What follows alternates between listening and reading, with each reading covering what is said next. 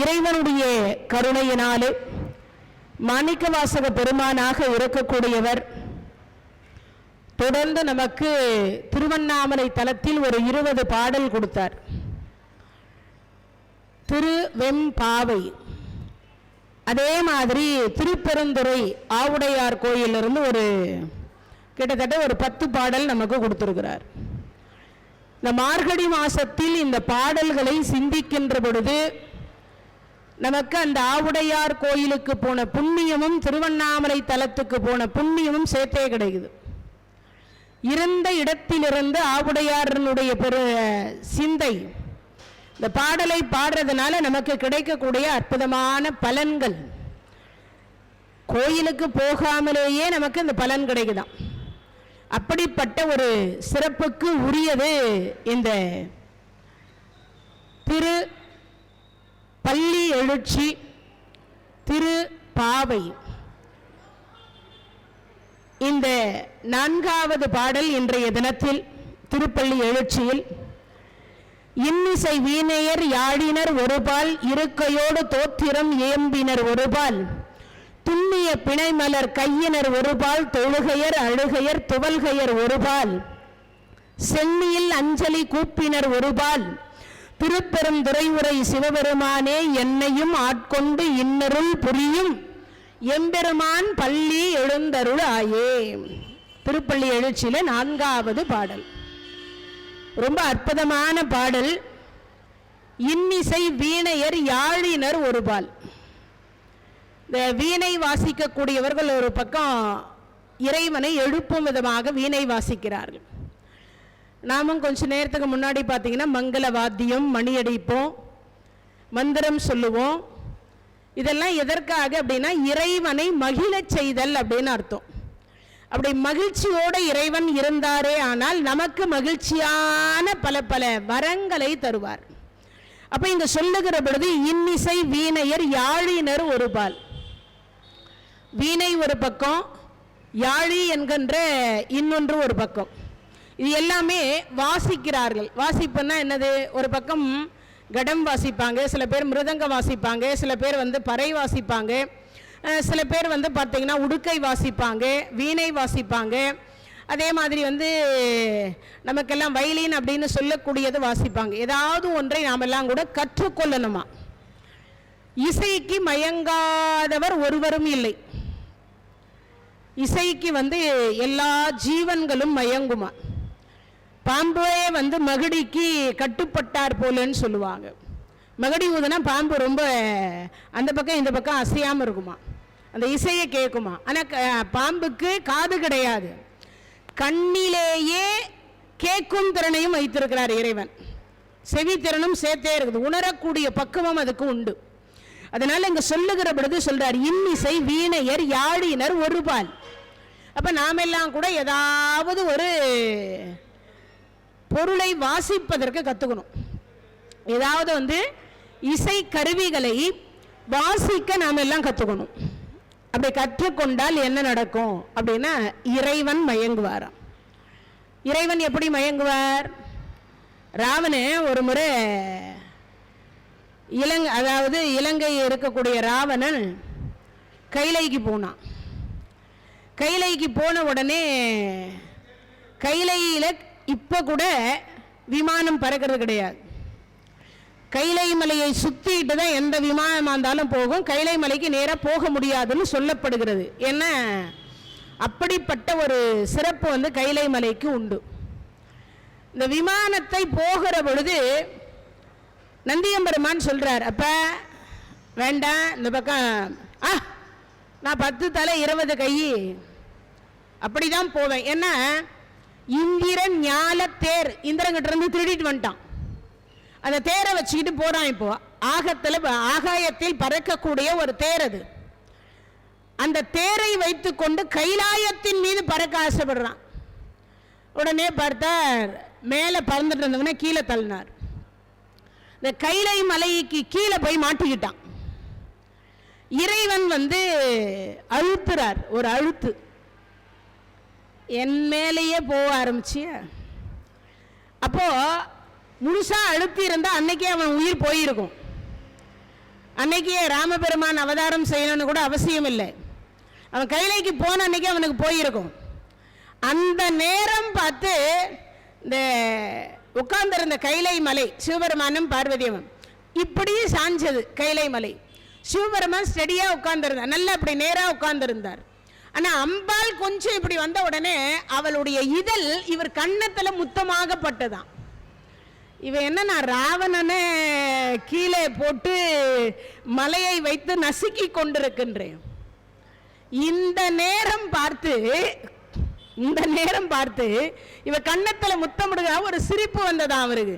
அவர் சிரிச்சதுனால இவன் தப்பிச்சான். யாரு? இந்த ராவணன். ஆனா அப்பயே நசுங்கிட்டு இருக்கான். கையை வெளியெடுக்க முடியல, காலை எடுக்க முடியல, எதையுமே எடுக்க முடியல. அப்படி எடுக்க முடியாத பொழுது அங்க இருந்த ஒரு முனிவர் பெருமான், அந்த முனிவர் பெருமான் தான் இவருக்கு சொல்லி கொடுத்தார். அவருக்கு இசைன்னா ரொம்ப பிடிக்கும். அவருக்கு இசைன்னா ரொம்ப பிடிக்கும்.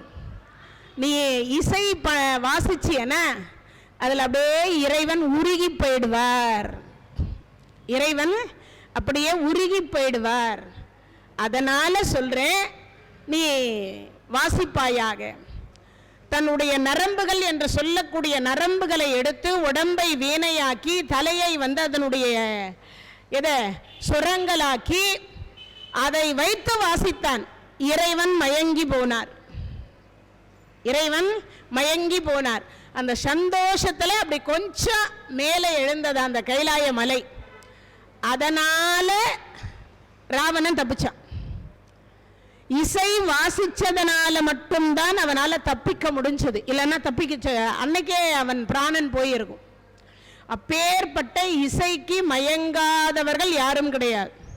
அப்ப இங்க சொல்லுகிற பொழுது சொல்றார், இன்னிசை வீணையர் யாழினர் ஒரு பால். அப்போ நாமெல்லாம் கூட ஏதாவது இசை கருவி வாசிக்க கத்துக்கணும். ஒரு கீபோர்டு கத்துக்கலாம், மிருதங்கம் கத்துக்கலாம், வீணை கத்துக்கலாம்.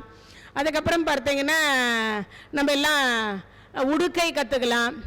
இசைக்கருவிகள் நிறைய இருக்கு. இதெல்லாம் ஏதாவது ஒன்று பயிற்சி பண்ணிக்கணுமா. அது ஆணா இருந்தாலும் பெண்ணா இருந்தாலும். இன்னைக்கு எல்லாருமே நாதஸ்வரம் பெண்கள் வாசிக்கிறாங்க, மிருதங்கம் வாசிக்கிறாங்க, வீணை வாசிக்கிறாங்க, யாழி வாசிக்கிறாங்க, எல்லாமே வாசிக்கிறார்கள். இன்றைய தினத்தில் யாரும் வாசிக்காமல்லாம் இல்லை. நிறைய இன்னைக்கு ஆணுக்கும் பெண்ணுக்கும் சமம் என்று எல்லாவற்றையும் இன்றைய தினத்தில் வாசிக்கிறார்கள். அப்படி வாசிக்கக்கூடிய ஒரு சிறப்பு எதுக்கு உண்டு? இசைக்கு உண்டு. இசைக்கு மயங்காதவர் ஒருவரும் கிடையாது.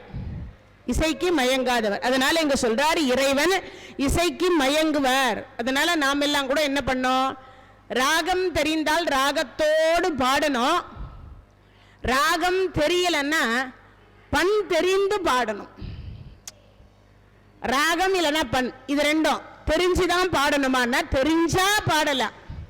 தெரியலையா, நமக்கு எப்படி தோன்றுகிறதோ அப்படி பாடலாம். தெரிஞ்சவங்க பாடுவோம், தெரியாதவங்க என்ன பண்றது?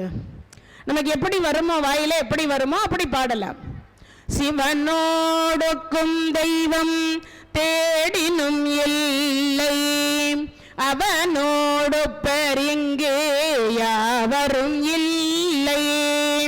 புவனம் கடந்து பொன்னொலி மின்னும் தவன சடைமுடி தாமரையானே.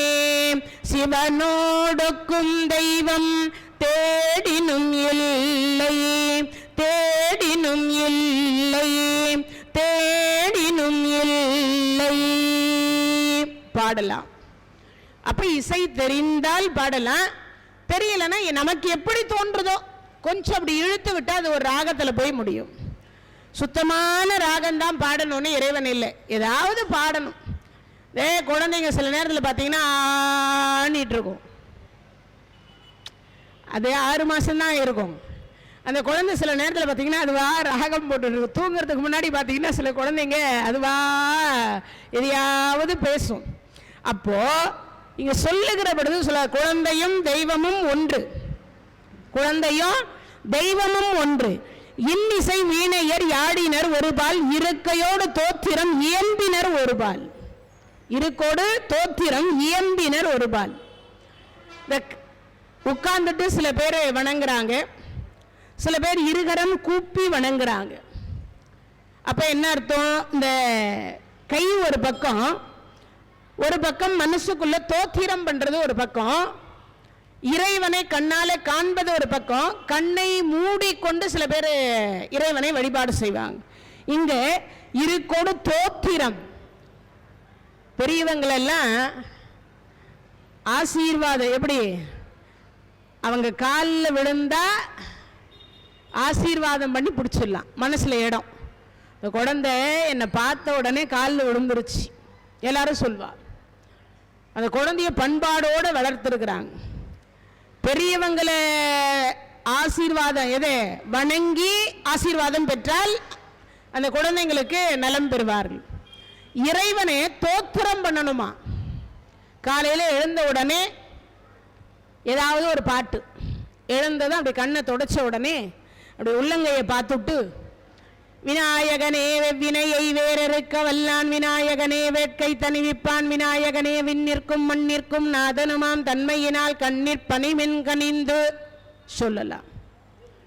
இப்ப ராமபெருமான ஸ்ரீராம ராம ராமே தீரமே ராமே மனோரமே சகஸ்ரநாம தாத்துல்யம் ராம நாம வரானனே சொல்லலாம். நன்மையும் செல்வமும் நாளும் நல்குமே, திண்மையும் பாவமும் சிதைந்து தேயுமே, ஜன்மமும் மரணமும் இன்றி தீருமே, இம்மையே ராமா என்னும் 2 எழுத்தினால் சொல்லலாம். ஆத்தாலை எங்கள் அபிராம வள்ளியை எண்டமெல்லாம் புத்தாலை மாதுளம்பூ நிறத்தாலை புவியடங்கு காத்தாலை அங்கையில் பாசாங்குசமும் கரும்பும் வில்லும் சேர்த்தாலை முக்கண்ணியை தொழுவார்க்கு ஒரு தீங்கும் இல்லையே. முருகனே செந்தில் முதல்வனே மாயோன் மருகனே ஈசன் மகனே ஒரு கை முகன் தம்பியே நின்னுடைய தண்டைக்கால் எப்பொழுதும் நம்பியே கைத்தொடுவேன் நான் சொல்லலாம். நமக்கு எந்த கடவுள் தெரியுமோ, எந்த கடவுளுடைய பாடல் தெரியுமோ அந்த கடவுளை தோத்திரம் செய்யணுமா. திருமாலாக இருக்கக்கூடியவருக்கு தோத்திரம். துப்புடையாரை அடைவதெல்லாம் சோர்விடத்து துணையாவரென்றோ ஒப்பிலேனாகினும் நின்னடைந்தேன், ஆனைக்கு நீ அருள் செய்தமையால் எய்ப்பு வந்து என்னை நலியும் பொழுது அங்கேதும் நான் உன்னை நினைக்க மாட்டேன், அப்போதைக்கு இப்போதே சொல்லி வைத்தேன் அரங்கத்தரவனை பள்ளியானே பாடலாம். ஆஞ்சநேய சுவாமிகளை அஞ்சிலே ஒன்று பெற்றான், அஞ்சிலே ஒன்றை தாவி அஞ்சிலே ஒன்றாக ஆரியர்க்காக ஏகி அஞ்சிலே ஒன்று பெற்றான் அங்கை கண்ட அயலாரூரில் அஞ்சிலே ஒன்றை வைத்து அவன் எம்மை அடித்து காப்பான் அனுமானே சொல்லலாம். ஒரு பாட்டு தான் தெரியனா அந்த ஒரு பாட்டையே 1 கோடி தடவை சொல்லிட்டே இருக்கலாம். அதுக்கு என்ன பலன்? உருவு ஏற்றுதல்னு பேர். நீங்க எப்படி சுத்தி வந்தீங்கனாலும் கடவுள் நாமத்தை தான் நம்ம எல்லாருமே சொல்ல போறோம். பெருசா ஒன்றும் இல்லை. கடவுளுடைய பொருளை, கடவுளுடைய பெருமையை எல்லா அடியார் பெருமக்களும் அவர்களுடைய திருவிளையாடலை ரிப்பீட் பண்ணியிருப்பாங்க. அதாவது திரும்ப திரும்ப திரும்ப சொல்லியிருப்பாங்க. அவ்வளவுதான்.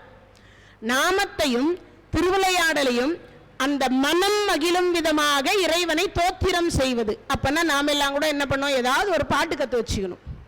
பாட்டுன்னா என்னது? இப்பெல்லாம் நிறைய பார்த்தீங்கன்னா அது ஒரு நடக்க ஆரம்பிக்குதோ இல்லையோ, பேச ஆரம்பிக்குதோ இல்லையோ, டிவியில் சினிமா பாட்டை போட விட்டுட்டு, டிவியில் மட்டும் இல்லை செல்போன்லேயும் சினிமா பாட்டை போட விட்டுட்டு பாடு டான்ஸ் ஆடு அப்படின்றா. இதெல்லாம் பின்னாடி வருமா?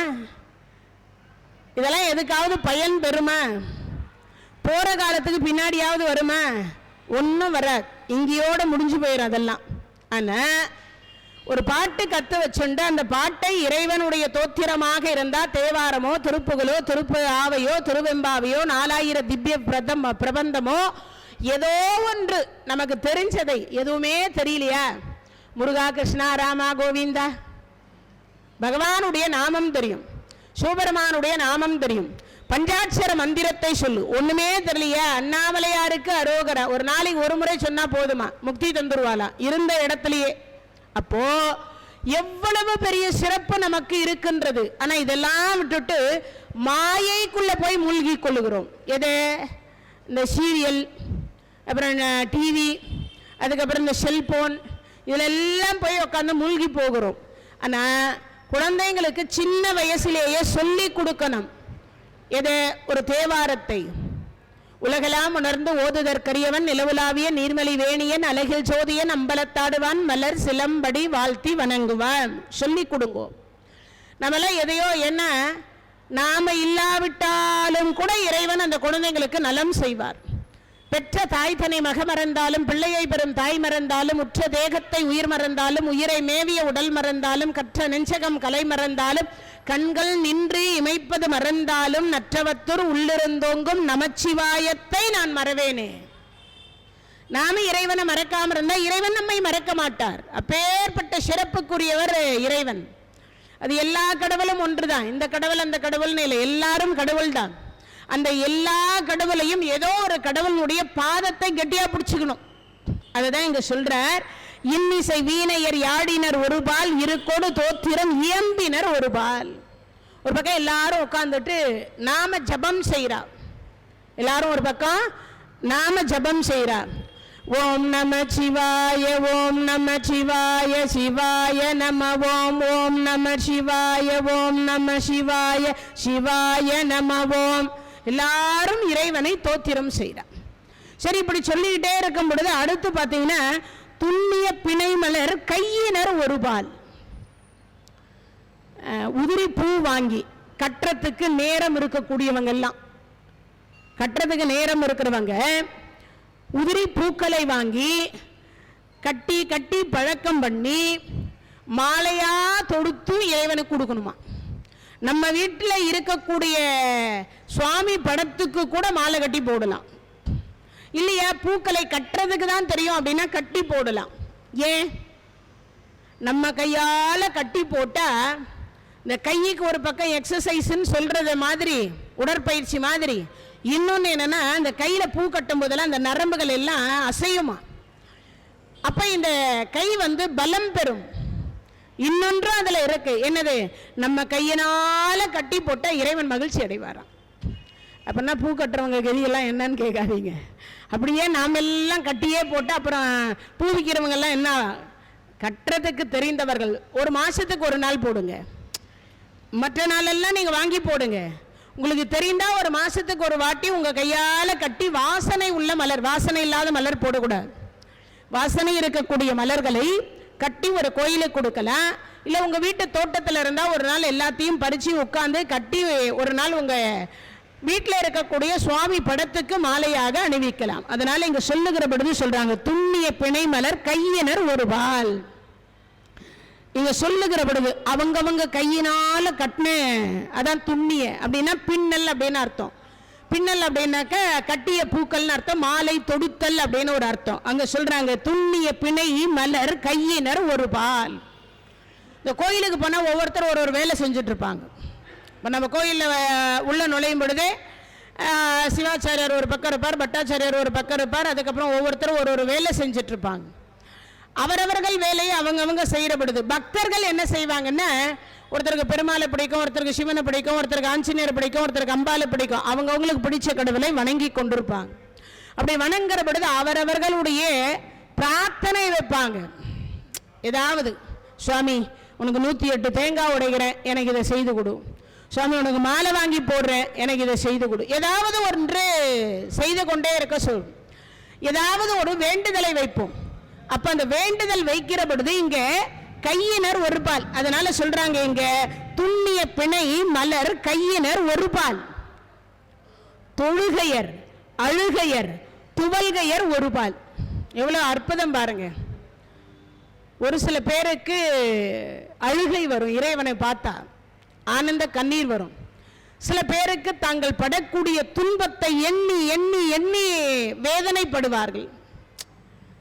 என்ன, நமக்கு துன்பம் நாம வர வச்சுக்கிறதுல முன்வினை கர்மா.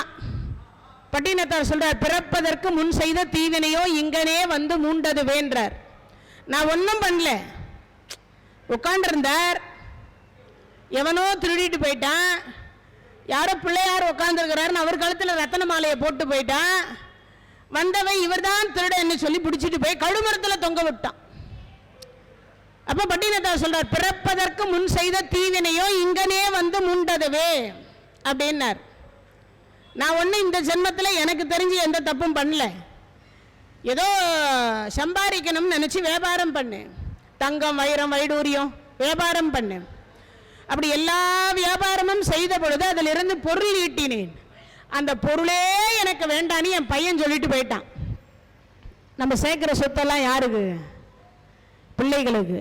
அந்த பிள்ளை ஒரு வார்த்தை சொன்னான், காதற்ற ஊசியும் வாராது கான் கடைவலைக்கே அப்படின்னு ஒரு ஓலையை எழுதி வச்சு அருந்து போன ஊசியை வச்சுட்டு போயிட்டான். அதுக்கு போனதுக்கு அப்புறம் தான் பட்டினத்தாருக்கு அது புரிஞ்சுது. என்ன புரிஞ்சுது? நம்ம இறந்து போனால் நமக்கு பின்னாடி ஒன்றும் வராது. சேர்த்து வச்சுக்கிற இரும்பட்டியில் சேர்த்து வச்சுக்கிற பணம் வராது, பீரோவில் சேர்த்து வச்சுக்கிற புடவையோ நகையோ வராது. நாம் செய்த புண்ணியம் என்பது நம்ம பின்னாடி வரும், பாவம் என்பதும் பின்னாடி வரும். அது அடுத்த ஜென்மத்திற்கு விதை விதைக்கிறது. பாவம் பாவம் விதை விதைக்கிறதுனா கண்டிப்பா அடுத்த ஜென்மத்துக்கு பாவம் விதை விதைக்கும். அதே மாதிரி புண்ணியம் செய்திருந்தால் நமக்கு ஒன்று மோட்சம் கிடைக்கும், இல்லை சொர்க்கம் கிடைக்கும், இல்லை கைலாயம் கிடைக்கும். நிறைய பேர் என்ன பண்றாங்கன்னா கோடி கோடியா சேர்த்து வச்சுட்டு இருக்கா, ஆனால் யாருக்கும் தர்ம காரியம் பண்றதில்லை, ஒரு கோயிலுக்கு கொடுக்கறதில்லை, ஒரு நல்லதற்கு கொடுப்பதில்லை. யாராவது இல்லாத ஏழைகளுக்கு ஒரு புடவை வாங்கி கொடுக்கலாம், ஒரு வேட்டி வாங்கி கொடுக்கலாம், ஏதாவது பிரசாதம் கொடுக்கலாம், கண்ணு தெரியாத காது கேட்காதவர்களுக்கு ஒரு வேளை உணவு கொடுக்கலாம். இப்படி எதையாவது நம்மளால முடிஞ்சதை செய்யணும். ஆனால் நம்மளாம் என்ன பண்றோம்? அதெல்லாம் இல்லை. ஏன்னா நம்ம பிள்ளைங்க பிள்ளைங்க பிள்ளைங்கன்னு பிள்ளைங்களுக்கே சேர்க்கிறோம். இந்த ஒரு வார்த்தை எழுதி இருந்தது படிச்ச எடுத்த பின்னாடி காது அருந்து போன ஊசியை எடுத்து அப்படி பார்த்தார். இது கூட நீங்க போனக்கப்புறம் வரப்போறதில்லைன்ட்டார். அப்பதான் 9 கோடி ரூபாய் சொத்தை தூக்கி தெருவில் போட்டார். போட்டவர் சொல்றார், வாளால் மகவு அறிந்து ஊட்டவல்லேன் அல்லேன், மாது சொன்ன சூழால் இளமை துறக்க வல்லேன் அல்லேன். மாது சொன்ன சூழால் இளமை துறக்க வல்லேன் அல்லேன். பக்தி செய்து நாளாரில் கண்ணெடுத்து அப்பவல்லேன் அல்லேன். இனி நான் சென்று ஆளாவது எப்படியோ திருக்காலத்தி அப்பருக்கேன்னார். அதனால நிறைய பேர் என்ன பண்றான்னா, எப்பயோ வரப்போற மருமகளுக்கு இப்பயே சேர்த்து வச்சிடறான், எப்பயோ பிறக்க போற பேரனுக்கு இப்பயே சேர்த்து வச்சிடறாங்க. அப்ப அவங்க எல்லாம் சோம்பேறி ஆகுறாங்களே. செல்வம் குறைவாக இருந்தால் உழைக்கணும்ன்ற எண்ணம் தோன்றும், செல்வம் நிறையா இருந்தா அதை அழிக்கணும் என்கின்ற எண்ணம் தோன்றுமா? நான் சொல்லல, இங்க சொல்ற. அப்பனா என்ன அர்த்தம்? இருக்கக்கூடிய செல்வத்தை சேருங்க, சேர்ப்பது தப்பில்லை. ஆனா என்ன பண்ணணுமா? கொஞ்சம் தானமும் செய்யணும், கொஞ்சம் தர்மமும் செய்யணும். அதனால இங்க சொல்லுகிற பொழுது தொழுகையர் அழுகையர் என்றார். இறைவன் கிட்ட நாமெல்லாம் கூட அழணுமா? அழணும். எதுக்கு அழணும்? இறைவா, என்னை தவறு செய்ய விடாமல் நீ தடுக்கணும், பாவம் செய்ய விடாமல் தடுக்கணும். அழணும், அதுக்காக அழணும். என்ன சொல்லணும்? பாவம் செய்யாமல் நான் இருக்கணும். அதனால நான் ஒருவேளை எப்பயாவது தப்பு செய்யறதுக்குன்னு எனக்கு மனசுல தோண்டினாலோ, இந்த கண்ணோ மூக்கோ வாயோ காதோ இந்த கையோ தவறு மனமோ செய்யணும்னு நினைக்கிற பொழுது இறைவா நீ தடுத்தாட்கொள்ள வேண்டும் என்று இறைவனிடத்துல பிரார்த்தனை பண்ணணும் நாம் எல்லாம். ஆனா நம்ம அதெல்லாம் கேட்கிறோமா? State bank, Indian bank, reserve வங்கி, எல்ஐசி பாலிசி, காரு, பங்களா, 40 கார் வச்சுக்கிறாங்களாம் சில பேர். 40 காரில் ஒரே அடியா போக முடியுமா? சில பேர் 20 பெட்ரூம் கட்டி வச்சுக்கிறான். ஒரு பெட்ரூம்ல தான் தூங்க முடியும். 1 கோடி புடவை அடுக்கி வச்சிருந்தாலும் மேல உடுத்தி கொள்றது ஒரு புடவையை தான் உடுத்த முடியும். 1 கோடி புடவை எடுத்து சுத்திக்க முடியும்? யோசிச்சு பாருங்க. நம்ம உடம்புல ஒன்று தானே கட்ட முடியும். அதுக்காக 40 எடுத்து சுத்திக்க முடியுமா?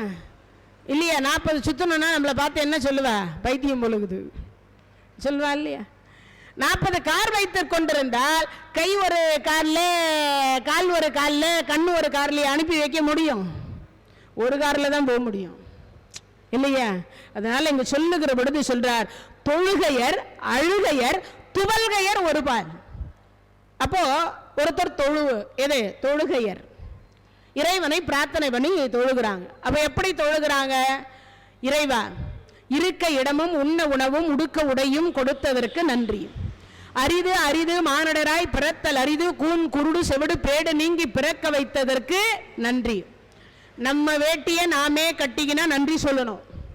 நம்ம புடவைய நாமே உடுத்திக்கினா நன்றி சொல்லணும். ஆனா நிறைய பேர் என்ன நினைக்கிறா, சாமியே கும்பிடாதவங்க எல்லாம் கோடீஸ்வரரா இருக்காளே, விழுந்து விழுந்து சாமியை கும்பிடுறமே, நாம தான் இன்னும் இப்படியே இருக்கோமே நினைக்கிறா. செல்வத்திற்கு தான் ஆசைப்படுகிறார்கள். செல்வம் அழியக்கூடியது. அழியாத செல்வம் திருவருள். அழியாத செல்வம் திருவருள். அப்ப இறைவன் கிட்ட என்ன, போதும் என்கின்ற மனத்தை கேட்கணும். எல்லாரும் பொய் சொல்லக்கூடாது என்ற மனம் கேட்கணும். உள்ளொன்று வைத்து புறம் ஒன்று பேச உறவு கலவாமை வேண்டும். மனசுக்குள்ள சில பேர் வச்சுருப்பா, வெளியில சொல்வா ஐயா வணக்கம்பா, மனசுக்குள்ள சொல்வா நாசமா போக, இவருக்கெல்லாம் ஒரு வணக்கமா அப்படின்பா. அப்போ உள்ளொன்று வைத்து புறம் ஒன்று பேசுற மாதிரி இருக்கக்கூடாது. அப்ப எப்படி இருக்கணும், இறைவனிடத்துல பிரார்த்தனை பண்ணுகின்ற பொழுது வெளிப்படையாக உண்மையாக இருக்க வேண்டும்.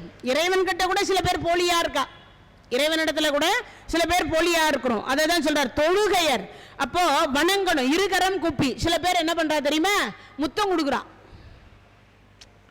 சில பேர் இந்த பக்தி எப்படி பண்ணணும்ன்றதே தெரியல. இந்த கை ஒன்று உண்ணுகின்றது, இன்னொன்று அலம்புகிறது, இரண்டும் ஒன்று சேருகிறது இறைவனிடத்துல, சமம் என்கின்றதை காட்டுகிறது.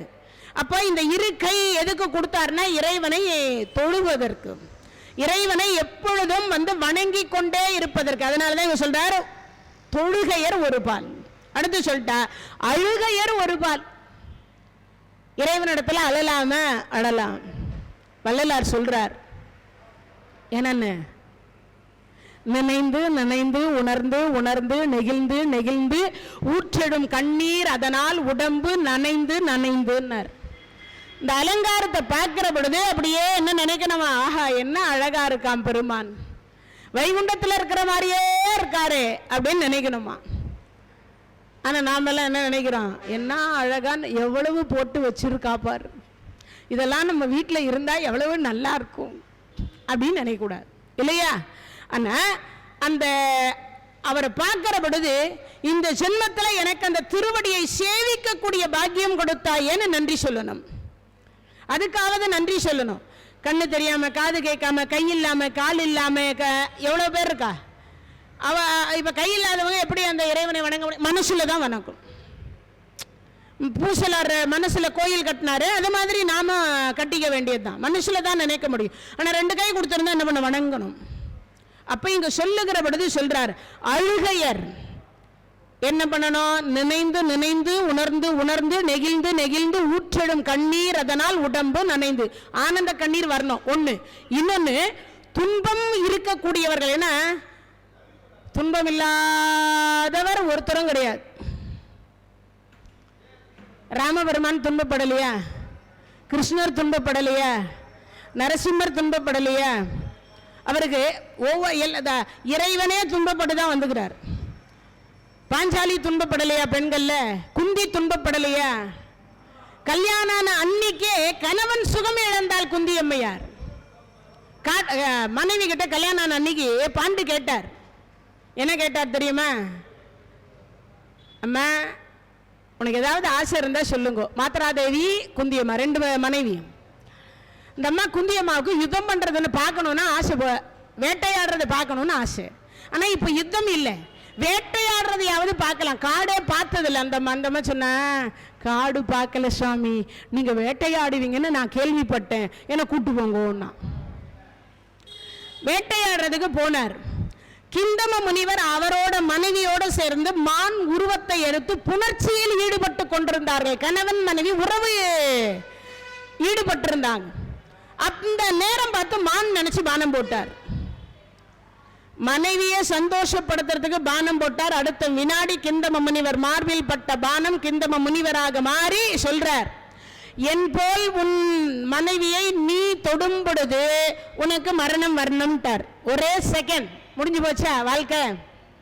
அப்பேற்பட்ட குந்தி கடைசி காலத்துல பகவான் தூது போயிட்டு குந்தி அம்மையார் இடத்துல கர்ணன் தான் உன் மகன் என்பதை உணர்த்தும் விதமாக உணர்த்தி காட்டிட்டு அந்த அம்மா போய் 2 வரம் வாங்கி திரும்பி வந்த பொழுது, அத்தை பெத்த பிள்ளை கிட்ட நான் சொன்னேன்னு போய் வரம் வாங்கிட்டு வந்தியே, உனக்கு என்ன வேணும்னு கேட்டார். நம்மளாம் என்ன கேட்டிருப்போம்,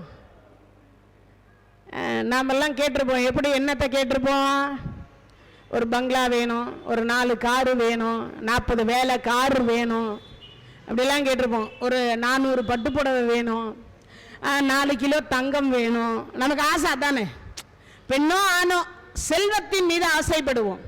ஆனால் குந்தியம்மா என்ன தெரியுமா கேட்டாலா, துன்பத்தையே கொடுறா கிருஷ்ணான்னு கேட்டா. யாரும் கேட்காத வரோம். நம்மளாம் என்ன கேட்டிருப்போம், ஏண்டா இப்படி துன்பத்தை கொடுக்குற பாவி அப்படின்னு தான் கேட்டிருப்போம். யார கடவுளை பார்த்து, ஏண்டா எங்களுக்கு இந்த துன்பத்தை கொடுக்கறேன்னு கேட்டிருப்போம். ஆனா துன்பத்தையே வரமா வாங்கினவ குந்தி வரம் கேட்டா. பகவான் ஆச்சரியப்பட்டார், ஏண்டா கிருஷ்ணா எனக்கு இப்படி துன்பத்தை கொடுக்கறேன்னு கேட்ட மத்தியில எனக்கு துன்பத்தையே குடுன்னு கேட்கிறிய எதற்கு அப்படின்னா, நான் இன்பமாய் இருந்தா உன்னை மறந்துட வேண்டான்னா. யாரெல்லாம் இன்பமா இருக்கிற பொழுது சுவாமி எனக்கு இந்த இன்பத்தை கொடுத்தது நீ சொல்லி இருக்கிறோமா, நான் கஷ்டப்பட்டேன், நான் நல்லா இருக்கேன் அப்படிதானே சொல்றோம். அவன் அன்றி ஒரு அனுபவம் செய்யாது. ஆனா நம்மளுடைய வார்த்தை என்பது எப்படி இருக்கிறது, என்ன சொல்றான், நான் கஷ்டப்பட்டேன், நான் நல்லா இருக்கேன். எவ்வளவுங்க வச்சுட்டு இருக்கீங்க, அது இருக்கும் ஒரு 10 கோடி, அப்படிதானே பெருமையா சொல்றோம். ஆனா இங்க சொல்லுகிற பொழுது சொல்றார் தொழுகையர் அழுகையர். அப்போ குந்தி அம்மையார் அழுது கேட்டா என்ன கேட்கிறா, துன்பத்தை கேட்கிறா. துன்பம் இருந்தா என்ன நடக்கும், அழுவோமா? துன்பத்துல யாராவது சிரிக்கிறவங்க உண்டா? துன்பத்துல சிரிக்கிறவங்க உண்டா? சிரிப்பு வருமா? வராது. சிரிப்பு வராது. துன்பத்தில் சிரிக்கிறதுக்கெல்லாம் நாமெல்லாம் அவ்வளவு ஞானிகள் கிடையாது. துன்பம் வரும் பொழுது கூட சிரிக்கணுன்ற ஞானிகள் நம்ம கிடையாது. ஏன்னா நமக்கு எல்லாம் 6 அறிவு உண்டு, மனம் பக்குவப்படலை. ஏன் பக்குவப்படலை? மரணத்தை கண்டு நம்ம எல்லாம் பயந்து கொண்டிருக்கிறோம். மரணத்தை எதிர்கொண்டால் நமக்கு உண்டா? நம்ம சுற்றத்தவர்கள் யாராவது மரணித்தால் நம்ம அழாம இருக்க முடியுமா? அந்த இடத்துல அழுகை வருமா? அதுபோல இறைவன் என்று சொல்லக்கூடியவரிடத்துல ஏண்டா துன்பம் கொடுத்தன்னு ஒரு சில பேர் அழுறாங்க. இன்பத்திலும் சில பேர் அழறா. என்னன்னு, ஆனந்தமாய் இருக்கிற இறைவனை பார்த்து ஆனந்த கண்ணீர் வருது, அது ஒரு அழுகை. அப்போ இரண்டுமே அழுகை தான். என்ன ஒண்ணு, துன்பத்தில் அழக்கூடிய அழுகை என்று சொல்லக்கூடியது பார்த்தீங்கன்னா அப்படியே ஜார ஜாரையா வரும். இன்பத்தில் நீங்க ஆனந்தமா சிரிச்சு அழுகிற பொழுது அந்த ஓரத்துல முத்து முத்தா வரும். நீங்க இன்பத்தில் அழுகிற பொழுது அந்த கண்ணீர் இனிக்கும். துன்பத்தில் நீங்கள் அழுகிற பொழுது அந்த கண்ணீர் உப்பு கரிக்கும். கண்ணீர்லயே இறைவன் இவ்வளவு டிஃபரெண்ட் வச்சுக்கிறார். ரெண்டுமே கண்ணில இருந்து வரக்கூடியது தான். ஆனா ரெண்டுத்துக்குமே வித்தியாசம் உண்டு. அதனாலதான் இங்க சொல்றார், ஒருவேளை துன்பம் இருந்து அழுதா அது உப்பு கரிக்கும், இன்பமாக இறைவனை காண்றோமேன்னு அழுதா அது இனிக்கும். அதனால இங்க சொல்றார், தொழுகையர் அழுகையர் துவல்கையர் ஒருபால்.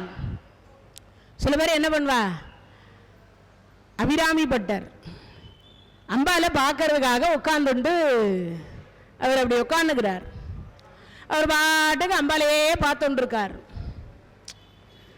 பைத்தியம் பிடிச்ச மாதிரி சில பேர் கோயிலை சுற்றி வந்துட்டே இருப்பா.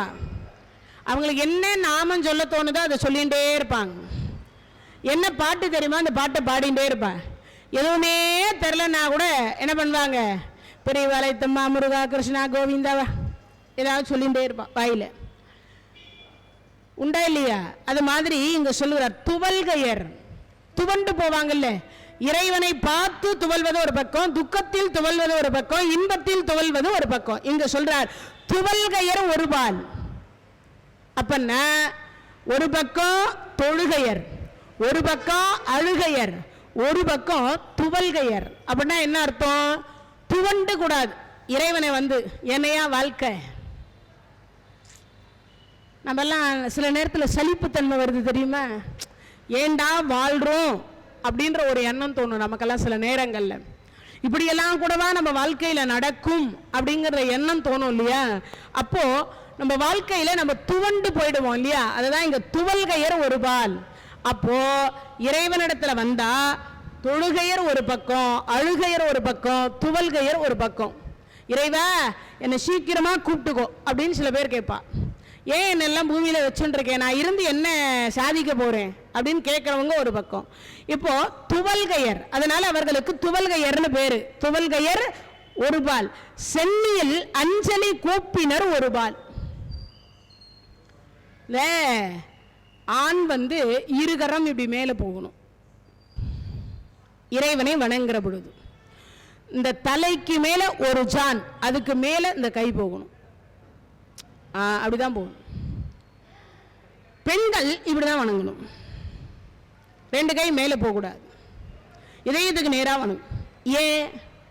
கல் ஆனாலும் கணவர், புல் ஆனாலும் புருஷர்.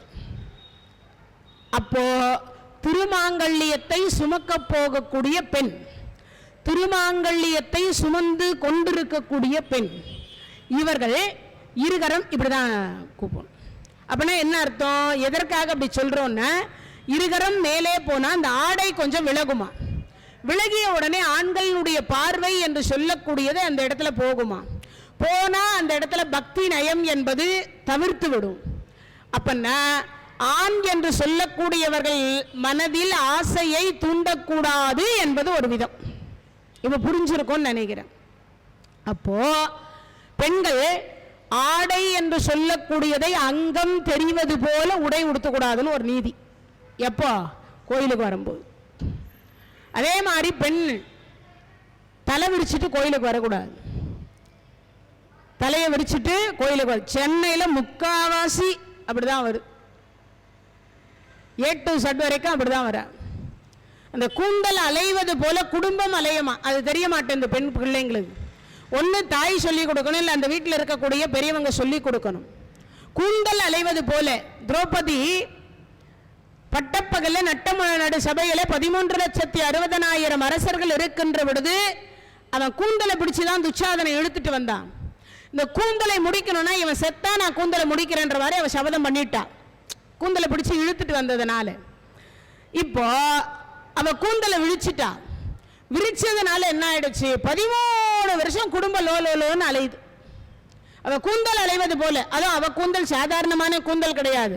எந்த மாதிரி கூந்தல் தெரியுமா? அருங்கூந்தல், நறுங்கூந்தல், பெருங்கூந்தல், கருங்கூந்தல், உச்சந்தலையிலிருந்து ஒற்று இல்லாம பூமியை வந்து தொடுமா. அப்ப அவளுக்கு கூந்தல் எப்படி இருக்கும்னு யோசிச்சு பாருங்க. அப்போ ஒரு பெண் எப்படி நடந்து கொள்ளணும்ன்றது அதுல இருக்கு. அப்ப இப்படிதான் வணங்கணும் பெண்கள், இதயத்துக்கு நேரா வணங்கணும். அப்படி இதயத்துக்கு நேரா வணங்குற பொழுது இறைவா இருக்க இடம், உண்ண உணவு, உடுக்க உடை கொடுத்து, அரிய ஒரு பிறவியாக இருக்கக்கூடிய மானுட பிறவி கொடுத்து, பெண் பிறவியை கொடுத்து, என்னை ஒருவருக்கு மணாளனாக கொடுத்திருக்கின்ற காரணத்தினால் அவருக்கு நீண்ட ஆயுளும் அறிவும் நல்லொழுக்கமும் தாங்கள் தர வேண்டும், அதற்காக நான் பிரார்த்திக்கின்றேன். நான் என்றும் மும்மூர்த்திகள் பக்கத்தில் இருக்கக்கூடிய முப்பெரும் தேவியர் எப்படி தீர்க்க சுமங்கலியா இருக்காங்களோ அப்படி நாம இருக்கணும்னு பிரார்த்தனை பண்ணணும். பெண்கள் இந்த கழுத்துக்கு சரி கல்யாணம் ஆகல, அவங்கெல்லாம் என்ன பண்றது?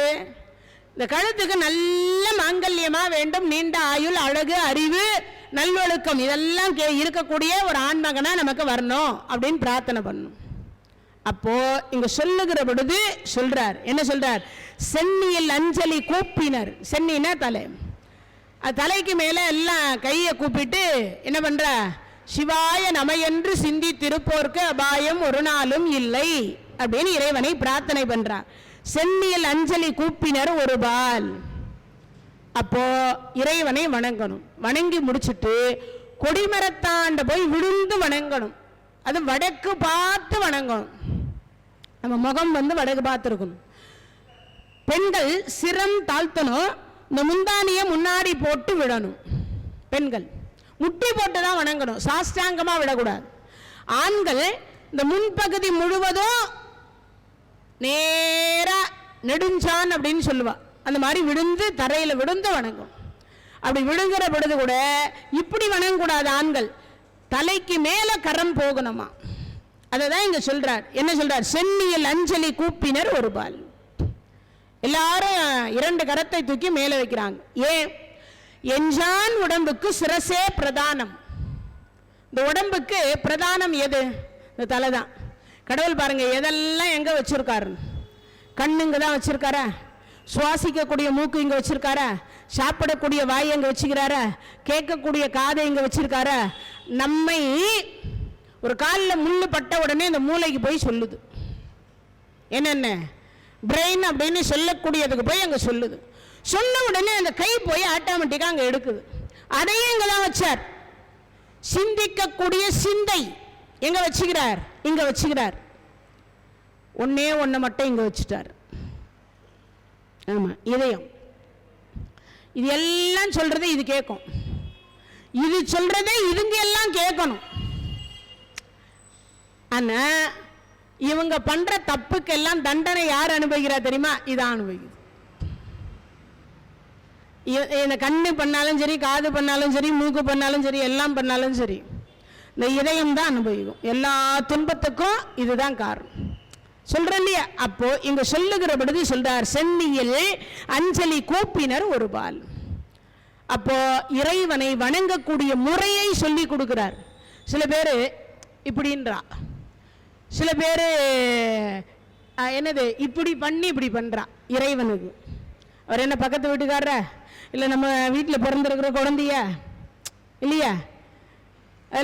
அப்படியெல்லாம் பண்ணக்கூடாது. இறைவனை மனசில், ஒருவேளை அப்படி பஸ்ஸில் போகிறோம், இந்த பக்கம் கிராஸ் ஆகிறோம், உள்ளே வந்து வணங்க முடியல, கோயில் வந்து பூட்டப்பட்டிருக்கு, இல்லை திரை போடப்பட்டிருக்கு, அவசரம் நம்ம போய் கொண்டிருக்கிறோன்னா இந்த வலக்கரத்தை எடுத்து இப்படி இதயத்தில் வச்சுக்கணுமா. இப்படி ரெண்டு கையும் கூப்ப முடியலன்னா இங்கே இதயத்துக்கு பக்கத்தில் வச்சுட்டு, இறைவா உன்னை இதயத்தில் வச்சு வழிபாடு பண்ணுறேன், என்னையே என் குடும்பத்தையே நல்லா காப்பாத்து, நோயற்ற வாழ்வே குறைவற்ற செல்வம். அப்படி ஒரு நிமிஷம் நினைச்சுக்கணும், அவ்வளவுதான். இந்த இதயத்தில் கையை வச்சு இப்படி நினைக்கணுமா. ஏன்னா அங்கதான் இறைவன் இருக்கிறார். அங்கதான் எல்லாருடைய இதயத்துக்குள்ளும் இறைவன் இருக்கிறார். எல்லாருடைய இதயத்துக்குள்ளும் இறைவன் இருக்கிறதோட மட்டும் இல்ல, பொய் சொன்னா காட்டி கொடுப்பார், திருடனா காட்டி கொடுப்பார், ஏமாத்தனா காட்டி கொடுப்பார். நீ தவறுகள் செய்கிற பொழுதெல்லாம் உன்னை கேள்வி கேட்கக்கூடிய மன சாட்சியாக இருக்கக்கூடியவர் அவர் தான்.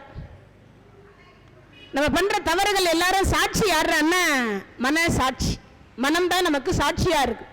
அதனால இங்க சொல்லுகிற பொழுது சொல்றார், என்ன சென்னியில் அஞ்சலி கூப்பினர் ஒரு பால், திருப்பெரும் துறை உரை சிவபெருமானே என்னையும் ஆட்கொண்டு இன்னருள் புரியும். என்ன என்னையும் ஆட்கொண்டு இன்னருள் புரியும் அப்படின்னா என்ன அர்த்தம்? நல்ல திருவருளா கொடு. நல்ல திருவருள்னா என்னது? இரவாத இன்ப அன்பு வேண்டிப்பின் வேண்டுகின்றார், பிறவாமை வேண்டும் மீண்டும் பிறப்புண்டேல் ஐயனே உன்னை மறவாமை வேண்டும் இன்னும் வேண்டும், அறவாணி ஆடுகின்ற பொழுது மகிழ்ந்து பாடி உன் அடியின் கீழ் இருக்க வேண்டும். காரைக்கால் அம்மையார் புனிதவதி தாயார் கேட்டார். இரவாத இன்ப அன்பு அப்படின்னா என்ன அர்த்தம்? செத்து போகாத ஒரு அன்பை கொடுனா. ஒருவேளை அந்த மாதிரி அன்பு கொடுத்தா இரவாத இன்ப அன்பு வேண்டிப்பின் வேண்டுகின்றார், பிறவாமை வேண்டும். பிறந்தாதானே பிரச்சனையே, பிறந்தாதானே நமக்கு எல்லாம் பிரச்சனை. பிறக்கலன்னா பிரச்சனையே இல்லைல்ல. இறைவன் திருவடியிலே இருந்த சிவகணங்களா பூதகணங்களா இருந்தா நமக்கெல்லாம் பிரச்சனை வருமா? வராதில்லை. அதனால இங்க சொல்லுகிற பொழுது என்ன சொல்ல, திருப்பெரும் துறை உரை சிவபெருமானே என்னையும் ஆட்கொண்டு, என்னையும் ஆட்கொண்டு இன்னருள் என்று சொல்லக்கூடிய இன்பமான அருள், இன்னருள் இன் அருள் புரியும் எம்பெருமானே பள்ளி எழுந்தருளாயே. அப்ப இங்க சொல்ற பொழுது அந்த அம்மா என்ன சொல்ற, யார் சொல்ற? இறைவன் மாணிக்க வாசக பெருமான் சொல்றார், என்னையும் ஆட்கொண்டு இன்னருள் புரியும் எம்பெருமான் பள்ளி எழுந்தருளாயே. அப்பன்னா என்ன அர்த்தம்? நல்லதை கொடு, தீய எண்ணத்தை கொடுக்காதே, தீய பழக்க வழக்கங்களை கொடுக்காதே, தீய நண்பர்களை கொடுக்காதே, சேராத இடந்தனில் நான் சேர வேண்டாம். பன்றி குட்டியோட பசுமாடு போய் சேர்ந்தா, இந்த பசுமாடு பாரு பன்னியோடு சேர்த்து திரியுதும்பா சொல்வாங்கல்ல. அதே வந்து ஒரு அடியாரோட போய் சேர்ந்தா, அந்த குழந்தை இப்பவே அடியாரோட போய் சேர்ந்திருக்கான், நல்ல பழக்கம், நல்ல பழக்கம். தினமும் அந்த குழந்தை கோயிலுக்கு போறான், தினமும் இறை வழிபாடு செய்யறான், நல்ல நண்பர்களோடு சேர்றான், 4 பேருக்கு உதவி செய்யறான். அப்படி என்னன்னா அந்த மாதிரி ஒரு பழக்கத்தை சின்ன வயசுல இருந்து குழந்தைங்களுக்கு நம்ம சொல்லி கொடுத்தே வளர்க்கணுமா. நல்லதை மட்டுமே அந்த குழந்தைங்களுக்கு சொல்லி கொடுத்தா நல் வழியில் அந்த குழந்தைகள் செல்லும். எந்த வழியில? நல் வழியில. அதனால இங்க சொல்லுகிற பொழுது என்னையும் ஆட்கொண்டு இன்னருள் புரியும், இன்பமான அருளை தரவல்லது, அழிந்து போகாத திருவருள். ஏன்னா நாம் உடுத்தின்னு இருக்கிற நகையோ புடவையோ இல்லை நம்ம சேர்த்து வச்சுட்டு இருக்கிற சொத்தோ அல்லது அப்பா அம்மா அண்ணன் தம்பி உற்றார் உறவினர் மற்றும் கணவன் மனைவி பேரன் பேத்தி பிள்ளைகள் எல்லாம் வீடு வரை உறவு வீதி வரை மனைவி காடு வரை பிள்ளை கடைசி வரைக்கும் யாரும் வரமாட்டா, ஒருத்தரும் வரமாட்டா. அதைத்தான் இங்க சொல்ற. அப்படின்னா என்ன அர்த்தம்? யாரும் வரமாட்டான்னு நம்ம சொல்றோம். சிவபெருமான் நம்ம வரவேற்பதற்காக சுடுகாட்டில் இருக்காரு, சுடலை ஆண்டியாக. யாரும் வர நமக்கு கூட வரமாட்டா. நம்மளை முடிஞ்சிச்சுன்னா நம்மளை விட்டுட்டு வந்துடுவா. ஆனா அங்க யார் வருவாளாம்? குழந்தை பயப்படாதே, நான் நீ தனியாலாம் இருக்க மாட்டேன், என்னோட தான் இருப்பேன்னு சிவபெருமான் அங்க இருப்பாரா, சுடலை ஆண்டியாக. அப்போ அருள் இன்னருள் தரக்கூடிய பெருமான் யாரு? சிவபெருமான். அதைதான் சொல்லுகிறார். இன்னிசை வீணையர் யாழினர் ஒருபால் இருக்கோடு தோத்திரம் ஏம்பினர் ஒருபால் துண்ணிய பிணைமலர் கையினர் ஒருபால் தொழுகையர் அழுகையர் துவல்கையர் ஒருபால் சென்னியல் அஞ்சலி கூப்பினர் ஒருபால் திருப்பெரும் துறைவுரை சிவபெருமானே என்னையும் ஆட்கொண்டு இன்னருள் புரியும் எம்பெருமான் பள்ளி எழுந்தருளாயே என்று திருப்பெரும் துறையில் இருக்கக்கூடிய சிவபெருமானை மாணிக்கவாசக பெருமான் 4வது பாடலை நிறைவு செய்கிறார். 4வது பாடலை நிறைவு செய்கிறார். அதே மாதிரி இன்றைய தினத்தில்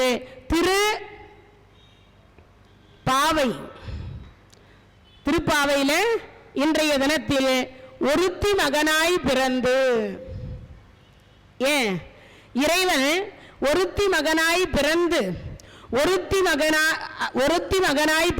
ஓர் இரவில் ஒருத்தி மகனாய் ஒளித்து வளர தரிக்கிறான் ஆகி தான் தீங்கு நினைத்த கருத்தை பிழைப்பித்து கஞ்சன் வயிற்றில் நெருப்பெண்ண நின்ற நெடுமாலே உன்னை அறுத்தித்து வந்தோம் பறை தருதியாகில் திருத்தக்க செல்வமும் சேவகமும் யாம் பாடி வருத்தமும் தீர்த்து மகிழ்ந்தேலோர் எம்பாவாய். அப்போ வருத்தம் தீர்க்கக்கூடிய பெருமான் யாரு? எம்பெருமான். ஒருத்தி மகனாய் பிறந்து ஓர் இரவில் ஒருத்தி மகனாய் ஒளித்து வளர. தேவகிக்கும் கம்சனுக்கும் கல்யாணம் ஆயிடுச்சு. அதாவது தேவகிக்கும் வசுதேவருக்கும் கல்யாணம் ஆயிடுச்சு. தேவகியினுடைய பெரியப்பா மகன் கம்சன், தேவகனுடைய மகள் தேவகி. அவ பெரியப்பா மகன், இந்த அம்மா சித்தப்பா பொண்ணு. உடன் பிறந்த சகோதரி கிடையாது, இப்போ வசுதேவருக்கும் தேவகிக்கும் நிச்சயதார்த்தம் முடிஞ்சு கல்யாணம் நடைபெறுது. பொண்ணு மாப்பிள்ளைய இப்பெல்லாம் கல்யாணத்துக்கு முன்னாடியே தேரை ஏற்றிட்டு காரில் ஏற்றிட்டு ஊர்வலம் வரா. அப்பெல்லாம் அப்போ கிடையாது. கல்யாணம் முடிஞ்சதுக்கு அப்புறம் தான் பொண்ணு மாப்பிள்ளைய ஊர்வலம் வருவாங்க.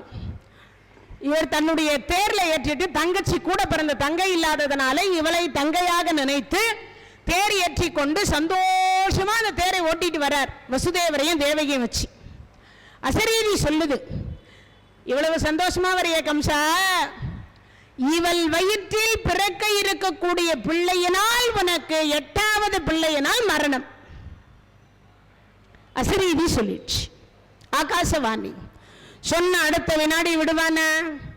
மணமகளாக இருந்தவளை தரதரன் இழுத்து கீழே தள்ளி இடையில் இருக்கிற வாழ உருவி வெட்ட போனான். வசுதேவர் காலில் விழுந்தார். அப்ப என் மனைவியினால பிரச்சனைன்னா என் மனைவியை வெட்டு, என் மனைவியினுடைய வயிற்றில் பிறக்க இருக்கக்கூடிய பிள்ளைனால் தானே எங்களுக்கு பிள்ளைன்னு ஒன்று பிறந்தா அதை உங்க கையில கொடுத்துடுறோம். மணமகளாக இருந்தவளை பிணமகளாக ஆக்காதேன்ட்டார். மணமகளா இருந்தவளை பிணமகளாக ஆக்காதேன்னு காலில் விழுந்தார். சரி போனா போது, தொலைஞ்சு போ அப்படின்னு விட்டாருன்னா உயிரோட தான் விட்டார். நான் கையில் 2 சங்கிலி காலில் 2 சங்கிலி 2 பேருக்கும் போட்டு நேராக கொண்டு போய் 100 சிறை கதவுகளுக்கு பின்னாடி கொண்டு போய் வச்சு விட்டார். முதல் குழந்தை, 2வது குழந்தை, 3வது குழந்தை, 4வது குழந்தை, 5வது குழந்தை, 6 குழந்தை பிறந்தது. 1 வயசு 2 வயசு 3 வயசு 4 வயசு 5 வயசு 6 வயசு அப்படியே படிப்படியார். நாரதர் வந்தார். கம்சா யாரு குழந்தை? இது யாரு குழந்தை? தங்கை தேவகி. நான் என்னமோ கேள்விப்பட்டேன். என்ன கேள்விப்பட்டீங்க? என்னமோ அவளுக்கு பிறக்கிறக்கூடிய பிள்ளைனால உனக்கு மரணமாமே. அது 8வது பிள்ளை தானே, இப்போதானே 6 பிறந்திருக்கு. அப்படியா? ஆமா, தேவகிக்கு எத்தனை குழந்தை பிறக்கும் அது யாருக்கு தெரியும் சாமி? அந்த காலத்தில் என்ன குடும்ப கட்டுப்பாடாக இருந்தது? ஒன்றும் கிடையாது. கல்யாணம் பண்ணும்போதே வாழ்த்துற வாழ்த்தே 16 பெற்று பெருவாழ்வு வாழ்னாங்க. அதை தானே நம்மளாம் அந்த காலத்தில் 12, 14, 16, எனக்கு தெரிஞ்ச ஒருத்தருக்கு 27, ஒரு நட்சத்திரத்துக்கு ஒரு குழந்தைய பெற்றுக்கினா அந்த அம்மா. 27 பசங்க, அதில் 12 பசங்க போயிட்டா. ஆனால் இன்னும் அந்த அம்மா இருக்கா. பசங்களே 12 போயிடுச்சு, ஆனால் இன்னும் அந்த அம்மா இருக்குது. அப்போ யோசிச்சு பாருங்க. அதே ஒரு நட்சத்திரத்துக்கு குசேலர் பெற்றுக்கொண்ட மாதிரி பெற்றுக்கொண்டார்கள். குசேலருக்கு 27 குழந்தைங்க இல்லையே, அது மாதிரி பெற்றுக்கொண்டார்கள். அந்த காலத்தில் குழந்தை செல்வத்தை பெருசாக கருதுனாங்க. இப்போ இவர் பார்த்தார், ஒரு 10 பிறக்குதுன்னு வச்சுப்போம், 10வது பிறக்கிறது தான் 1. அப்போ 8வது எது வரும்? 1, 2, 3 அப்படியே கீழே தலைகீழா எண்ணின்னு வந்தால் எத்தனாவது வரும்? 3வது பிறக்கிறது 8வது வந்துடுமா? தலைகீழா எண்ணணும்னா அவன் மாத்திருச்சா? 100 குழந்தை பிறகுதுன்னு வச்சுப்போம். அப்ப என்ன பண்ணுவேன்? 100வது தான் 1ன்னு வச்சுக்கோ. சரி, 100 1ன்னு வச்சுக்கோ. 8ன்னு சொன்னாரு. அது 8, 18, 28, 38, 48, 58 கன்ஃபியூஷன் பண்ணி விட்டார். இந்த குழப்பி விட்டுட்டார். ஏன்னா குழம்பிய குட்டையில தான் மீன் பிடிக்க முடியும். நாரதர் கலகம் நன்மையில் முடியும். இவன் பார்த்தான், எதுக்கு இந்த பிரச்சனை? இந்த குழந்தை உயிரோடு இருந்தால் தானே என்ன கொல்லும். வெள்ளரி பிஞ்சு அரிஞ்சு தள்ளுவது போல இடைவாளை உருவி ஆரியா அரிஞ்சு தள்ளிட்டான்.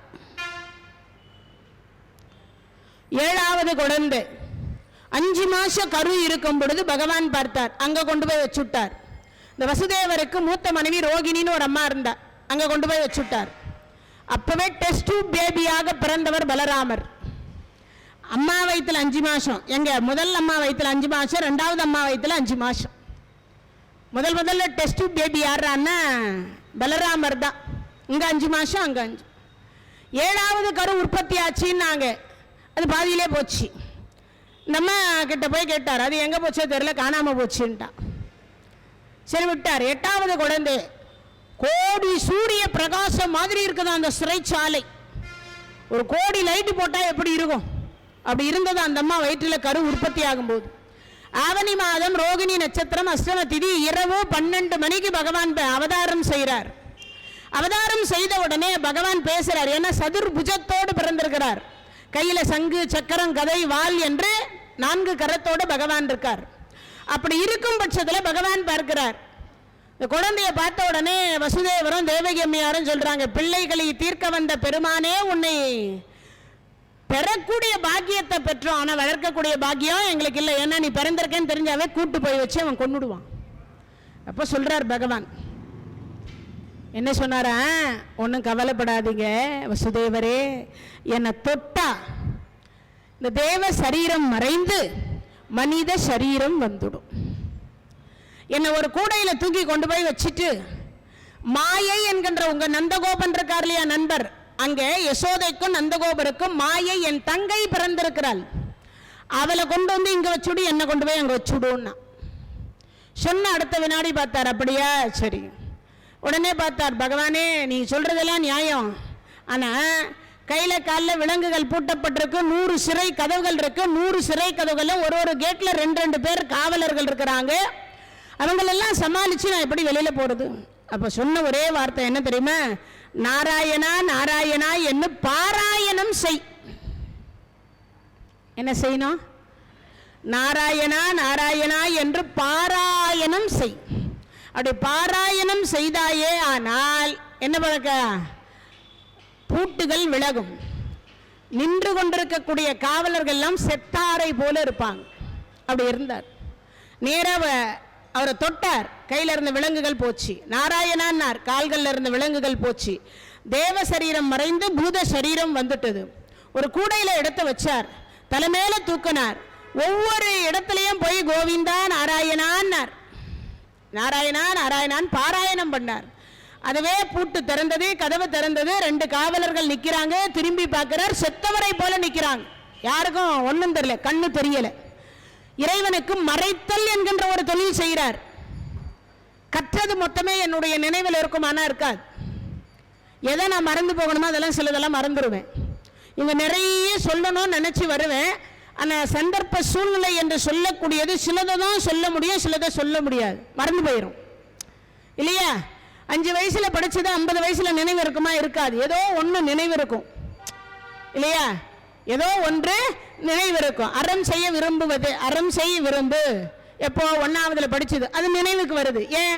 அது அடிக்கடி நம்ம பேசி பழகுவதனால. சித்திரம் கைப்பழக்கம், செந்தமிழ் நாப்பழக்கம் இல்லையா? அப்போ இங்க எல்லாம் சொல்ல முடியாது. இறைவன் மறைத்துட்டார். இப்போ 100 கதவுகளுக்கு பின்னாடி வந்தார், நேரா வந்தார், யமுனா நதி கிட்ட வரார். நதியை கடக்கணும், நான் சுத்திட்டு போனேன்னா பொழுது விடிஞ்சிரும். இரவோடு இரவு கடக்கணும்னா நான் என்ன பண்றது? அப்ப பார்த்தார், எந்த ஆபத்தோ விபத்தோ வந்தா நாராயணான்னு சொல்லுங்க. நம்மெல்லாம் வயிற்று வலி வந்தா கூட நாராயணான்னு சொல்றதுல. அப்ப என்ன சொல்றான்? ஐயோ வயிற்று வலிக்குதேன்றோம். ஐயோ யாரு? யமதர்மராஜாவினுடைய மனைவியினுடைய பெயர் சொல்லக்கூடாது. அமங்கலமான வார்த்தைன்னு பேர் அதுக்கு. எதெல்லாம் அமங்கலமான வார்த்தை? சனினேன்றது அமங்கலமான வார்த்தை, குரங்குன்னு சொல்றது அமங்கலமான வார்த்தை, மூதேவின்னு சொல்றது அமங்கலமான வார்த்தை, ஐயோன்னு சொல்றது அமங்கலமான வார்த்தை. இதெல்லாம் அமங்கலமான வார்த்தை, மங்களகரமான வார்த்தை கிடையாது. இதெல்லாம் சொன்னா வீட்டில் மகாலட்சுமி இருக்க மாட்டாளாம், ஓட்டம் பிடிச்சு ஓடுவாளாம். இதெல்லாம் சொன்னா மகாலட்சுமி வீட்டில் தங்க மாட்டா. என்ன பண்ணுவா? எப்போ பார்த்தாலும் அமங்கலமாவே பேசிக்கிட்டு இருக்கேன், இந்த வீட்டில் இருக்கிறத விட நம்ம போயிடலாம் அப்படின்னு போயிடுவாளாம். அப்பனா என்ன பண்ணணும்? மங்களகரமான வார்த்தைகளை பேசணும். இங்க என்ன பண்ணார்? நாராயணா நாராயணான்னு அங்க பாராயணம் செய்தார். 2 யமுனா நதி இந்த பக்கம் பாதி வழிவிட்டது, அந்த பக்கம் பாதி வழிவிட்டது. இன்னைக்கும் வசுதேவர் நடந்து போன பாதை இருக்கின்றதாம் யமுனா நதியில. ஏன்னா நிறைய பேர் சொல்றாங்க இதெல்லாம் பொய், கட்டுக்கதை, கற்பனை கதை, யாரோ எழுதி வச்ச கதை அப்படின்னு எல்லாம் சொல்லிட்டு இருக்கா இல்லையா? இன்னைக்கும் இருக்கு. அதனுடைய தாற்பயமாக யமுனா நதிக்கு ஒரு புடவை நெஞ்சு, அந்த புடவை இக்கரைக்கும் அக்கறைக்கும் இன்னைக்கு வரைக்கும் சாத்துறா. ஒரு ரோல் மாதிரி சுத்திடுவா, அதுல ஒரு பானம் மாதிரி வச்சிருப்பாங்க. அதை ரொம்ப வேகமா சுத்தி அந்த பானத்தை இழுத்து விட்டாங்கன்னா கரெக்டா அந்த பானம் போய் அக்கரையில போய் விழும். அந்த கரையில விழுந்த புடவை அப்படியே விழுந்ததும் அப்படியே வந்து கடைசியா அந்த ரோல்ல இருந்து பிரிஞ்சு அப்படியே அந்த புடவை விடுமா. இன்னைக்கு வரைக்கும் பகவான் சீதனம் கொடுப்பதா வரலாறு. எங்க யமுனா நதியில இது ஒரு நாள் திருவிழாவே நடத்துறாங்க. அப்ப எவ்வளவு சிறப்பு இருக்கும்னு பாருங்க அந்த யமுனா நதிக்கு. அந்த யமுனா நதி பார்த்ததான் நாகம் வந்து குடை பிடித்தது, ஆதிசேஷன் வந்து குடை பிடித்தார். இரவு 12 மணிக்கு குடை பிடிக்கிறார். பார்த்த உடனே பார்த்ததான் அந்த யமுனா நதி நம்மளை தேடி இறைவனே வந்திருக்கிறார். நாமெல்லாம் தேடி கோயிலுக்கு போகணும். நம்மளை தேடி இறைவன் வரும்பொழுது நம்மெல்லாம் இந்த ஆடி மாசம் எல்லாம் கூழுத்தும் போதெல்லாம் கரகம் வரும்.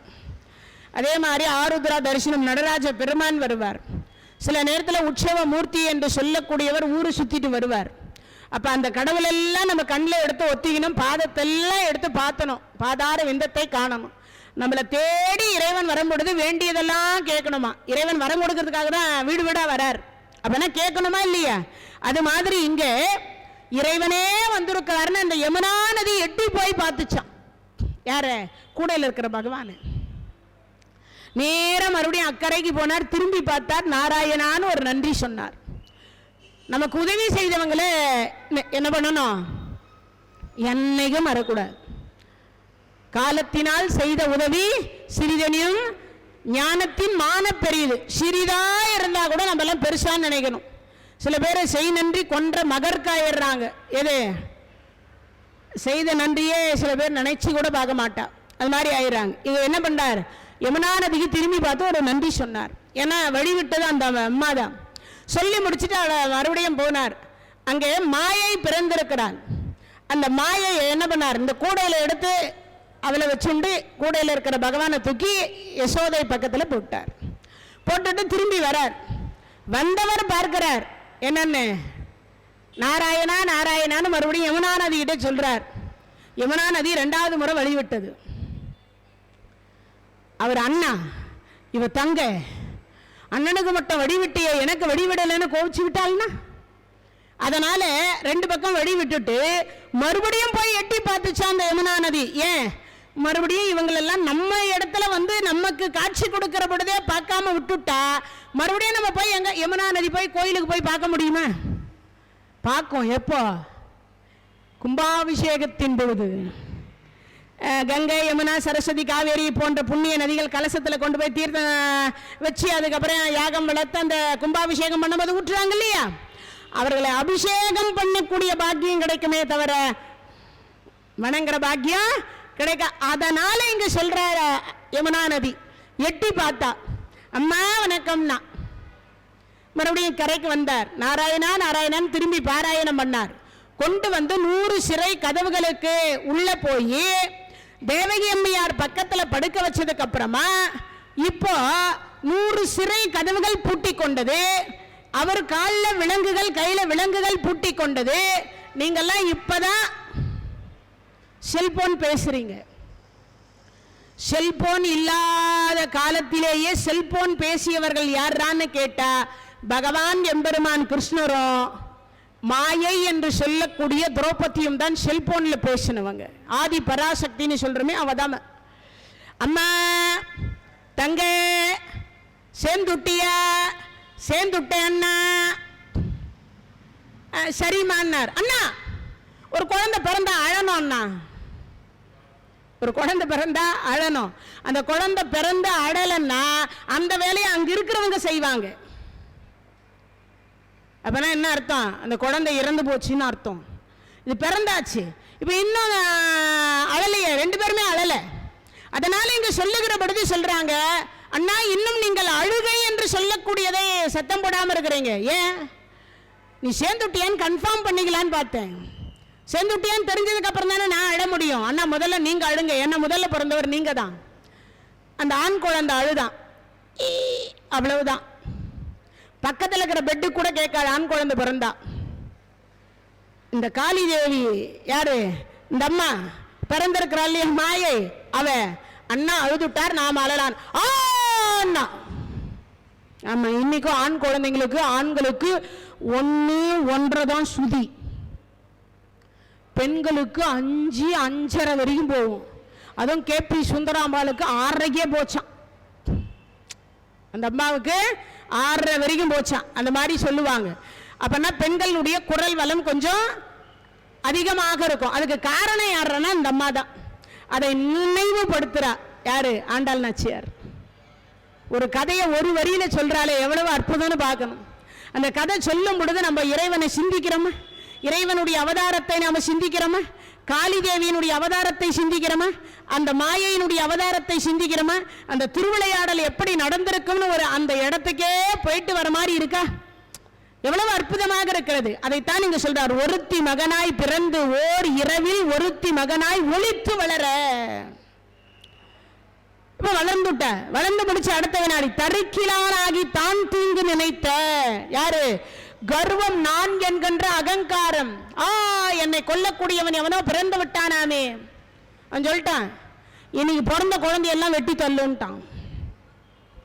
துன் மந்திரி ஒருத்தன் இல்லாம அவனுக்கு கீழே வேலை செய்யறானே, மன்னன் நல்லவனா இருந்தா தானே கீழே வேலை செய்யறவன நல்லவனா இருப்பான். இந்த மந்திரி என்ன பண்ணிட்டான், இன்னையில இருந்து 5 வருஷம் பிறந்த குழந்தை மொத்தத்தையும் வெட்டான்ட்டான். சில பேர் சொல்லுவாங்கல்ல, எள்ளுன்னா எண்ணெயா நிப்பேன்னு, அந்த மாதிரி ஆயிட்டான். 1ல இருந்து 5 வயசு குழந்தை வரைக்கும் வெட்டி எல்லாரையும் பீஜி அறிஞ்சு மாதிரி தள்ளிட்டாங்க.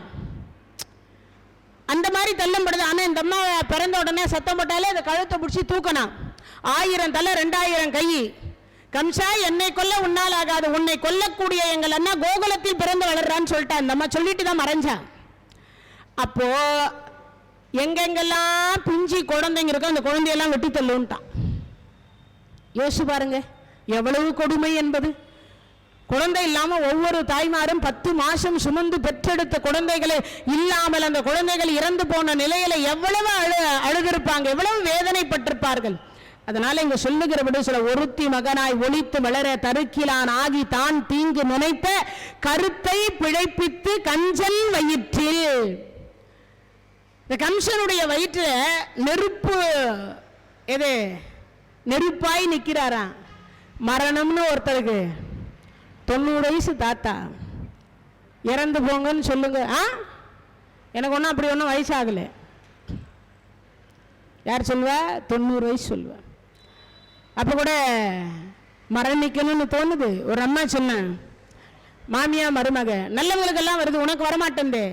அதான் பேரம் பேத்தியெல்லாம் பார்த்துட்டு போய் சேரேன். யார் சொல்கிறா? மருமக சொல்கிறா, அடியே இந்த பேரம் வளரட்டண்டி. அதுக்கப்புறம் பார்த்தா பேரம் வளர்ந்தாச்சு. இப்போ பார்த்தா அவன் பள்ளிக்கூடத்துக்கு போகட்டும், அவன் காலேஜுக்கு போகட்டும், அவன் வேலைக்கு போகட்டும், அவனுக்கு ஒரு கல்யாணம் ஆகட்டும், கொல்லு பேரனை பார்த்துட்டு போகிறேன்டின்னா. இப்போ பேரனும் பிறந்துச்சு, கொல்லு பேரனும் பிறந்துச்சு. பிறந்த உடனே அதுக்கப்புறம் அந்த மருமக கிட்ட மருமக சொல்கிறா மாமியார், அதான் கொல்லு பேரனையும் பார்த்துட்டு இல்லை, போய் சேரு. இப்போ மாமியார் சொல்லுது, நீயும் பேரனை பார்த்துட்டு இல்லை, தனியாக போகிறதுக்கு பயமாகுது, வா நீ கூட.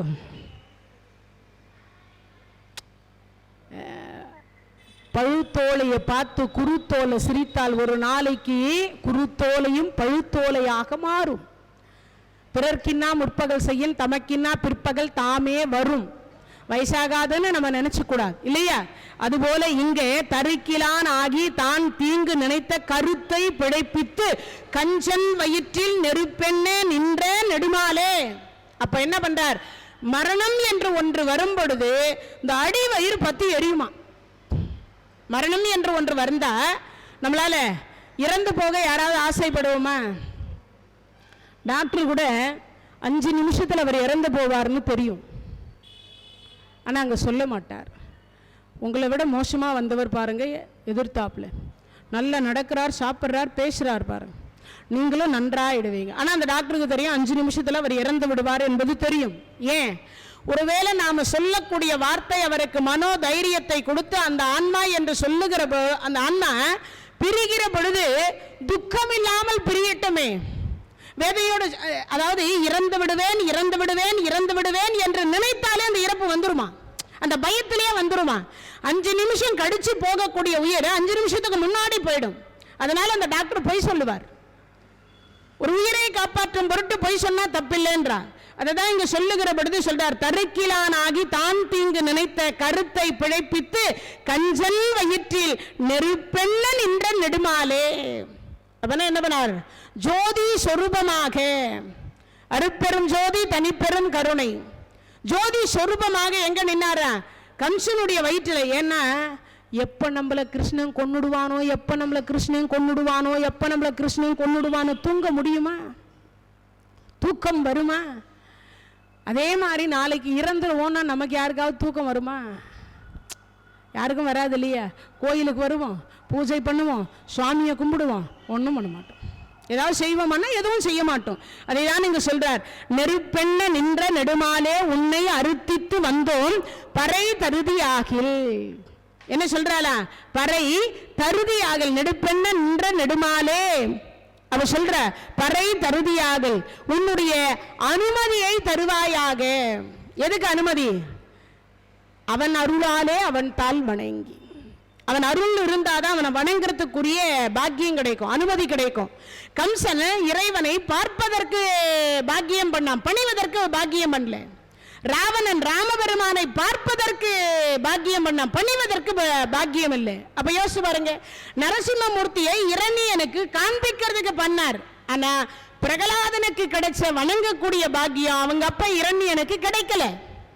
அப்ப இங்க சொல்லுகிற பொழுது அனுமதி கிடைக்கணும். யாரு? இறைவன் அனுமதி கிடைக்கணும். அப்ப இறைவனை வணங்குவதற்கு அனுமதி கிடைத்தால் மட்டும்தான், அதைதான் பறை தருதியாகில். அப்ப இறைவன் அனுமதி கொடுக்கணும், அவன் அருளாலே அவன் தாள் வணங்கணும். திருத்தக்க செல்வமும் சேவகமும் யாம் பாடி. திருத்தக்க செல்வமும் அப்பனா என்ன அர்த்தம்? நல்ல செல்வத்தை கொடு, அழிந்து போகக்கூடிய செல்வத்தை தராது. தனம் தரும், கல்வி தரும், ஒரு நாளும் தளர்வறியா மனம் தரும், தெய்வ வடிவு தரும், நெஞ்சில் வஞ்சமில்லா இனம் தரும், நல்லன எல்லாம் தரும். நல்லதை கொடுத்தா, அழிந்து போகாததை கொடுத்தா, அறிவை கொடுத்தா, கற்றவருக்கு சென்ற இடமெல்லாம் சிறப்பு இல்லையா? அப்போ நாம என்ன கேட்கணுமா? திருத்தக்க செல்வம். அப்போ அழியாத செல்வத்தை கொடுன்னு ஒரு அர்த்தம். இன்னொன்று சேவகமும் யாம்பாடி. அப்படி செல்வம் கொடுக்கற பொழுது கூட உன்னை செல்வ செருக்கல நான் வணங்காம இருக்கக்கூடாது, உன் சேவகம் செய்யணும். அப்படின்னா என்ன? பணி செய்யணும். பாடும் பணியே பணியாய் அருள்வாய், சொல்லணும் இல்லையா? நம்மளுடைய என் கடன் பணி செய்து கிடப்பதே எதுக்கு? அடியார்களுக்கு, ஆண்டவனுக்கு பணி செய்யணும், சேவகம் செய்யணும். யாம் பாடி பாடுற பாக்கியத்தாவது கொடு, உன் நாமத்தை சொல்லக்கூடிய பாக்கியத்தாவது கொடு. அதுதான் இங்க கேட்கிறா. திருத்தக்க செல்வமும் செல்வமும் சேவகமும் யாம் பாடி வருத்தமும் தீர்த்து. வருத்தம் என்ன வருத்தம்? எல்லாருக்கும் ஒரு துன்பம் இருக்கு. துன்பம் இல்லாதவர்கள் யாராவது இருக்க முடியுமா? எல்லாருக்கும் இறைவன் ஏதோ ஒரு குறை கொடுத்திருக்கார். குறை இல்லாத மனிதர்கள் ஒருவரும் இல்லை. குறை இல்லாத மனிதர்கள் ஒருவருமே இல்லை. அப்போ ஏதோ ஒரு குறை இருக்கு. அந்த குறையை தைரியமாக நம்ம என்ன பண்ணணுமா? தைரியமாக இருந்து சமாளிக்கக்கூடிய மனப்பக்குவத்தை இறைவன் தரணும். அதுக்கு அவர்கிட்ட கேட்கணும். அப்ப என்ன பண்ணோம்? வருத்தமே பட்டுட்டு இருந்தா சீக்கிரம் நோய் வந்துடும். என்ன வரும்? அழுதுகிட்டே இருந்தா அந்த இடத்துல மகாலட்சுமி இருக்க மாட்டா. வருத்தப்பட்டுக்கிட்டே இருந்தா அந்த இடத்துல என்ன இருக்க மாட்டா? செல்வம் இருக்காது. வருத்தமே பட்டுட்டு இருந்தா உடம்பு ஆட்டோமேட்டிக்காக ஒன்று வயதாயிடும், இல்லைன்னா நோய் வந்துடும். ஏதாவது ஒன்று நினைச்சு கவலைப்பட்டுட்டே இருந்தா கவலை இல்லாத இருக்க முடியாது. ஆனா இருந்தாலும் என்ன பண்ணணுமா? எதுக்கு கவலைப்படணுமோ அதுக்கு கவலை பண்ணணும். எல்லாவற்றுக்கும் கவலைப்பட்டு வாழ்க்கை முழுவதும் கவலையே நமக்கு வாழ்க்கையா மாறிடும். அதுதான் இங்க சொல்லுகிறப்படுது, வருத்தமும் தீர்த்து. வருத்தப்படக்கூடாது. அது மட்டும் இல்லை, இன்னொன்னும் கோயிலுக்கு வந்தா நிம்மதியா சாமி கும்பிடணும்.